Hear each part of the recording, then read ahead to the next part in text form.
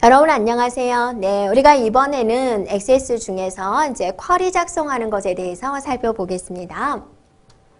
자, 쿼리란 무엇이었냐면 데이터를 검토하고 추가하고 변경하고 삭제할 때 쿼리를 이제 다양하게 활용할 수가 있어요.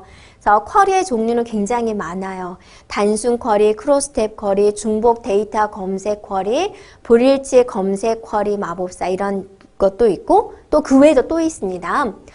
단순 쿼리다라고 한다면 자, 하나 이상의 테이블이나 다른 쿼리에서 필드를 선택을 해가지고 새롭게 쿼리를 만들 수 있는 것.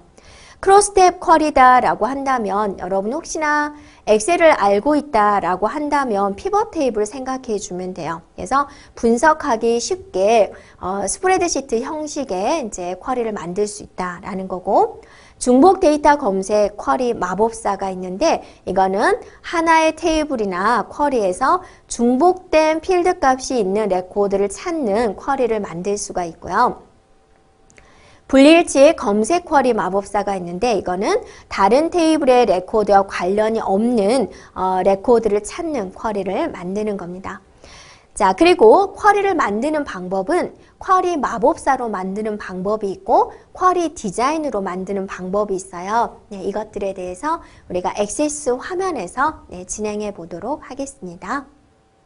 액세스 화면입니다. 제가 이미 이제 학사관리라는 데이터베이스를 가져왔고요. 만들어져 있는 테이블인데 어떻게 구성되어 있나 한번 구경할까요? 네, 강의 교수 더블 클릭을 해서 내용 한번 보겠습니다. 이렇게 되어 있고요. 그 다음에 이제 수강 신청 한번 볼까요? 네, 이렇게 되어 있고요.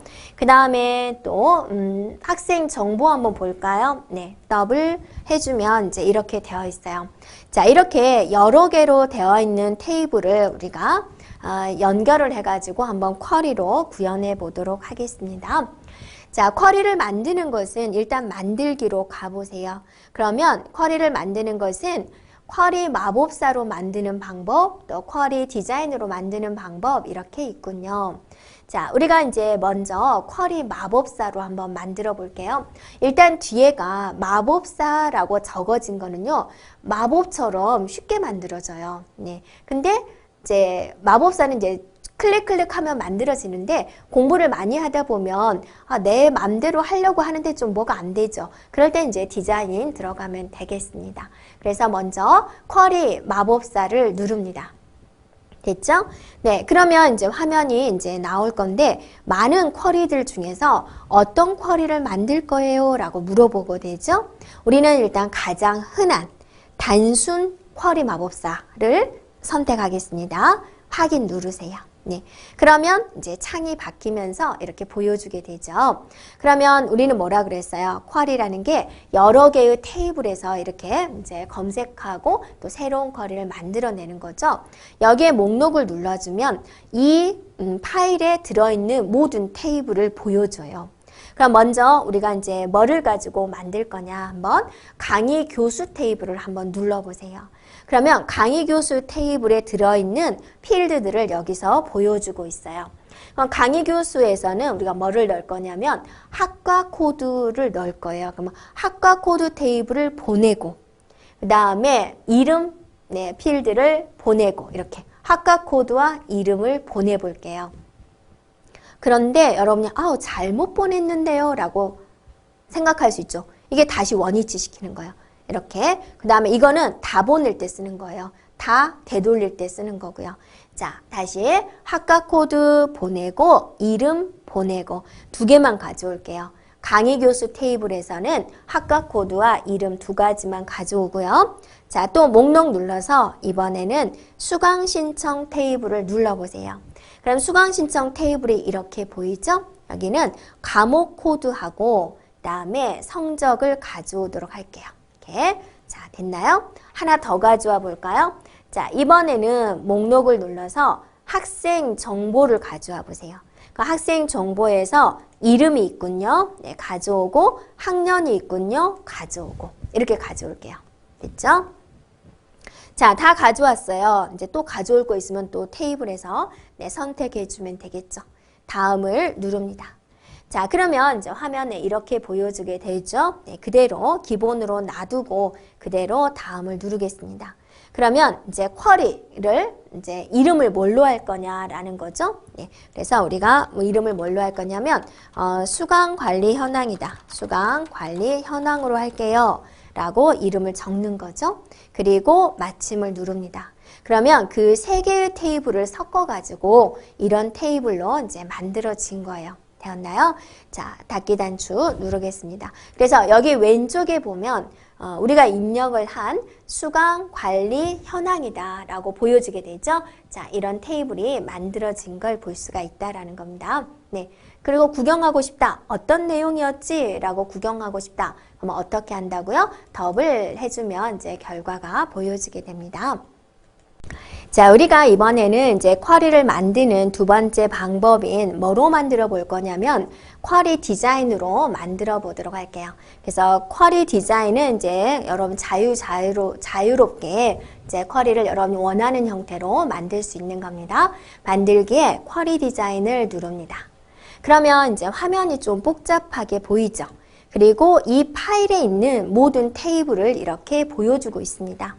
그래서 어떤 테이블을 가지고 쿼리를 만들까요? 라고 물어보는 거죠. 그럼 여기서 우리는 테이블을 한번 두 개를 선택을 해볼게요.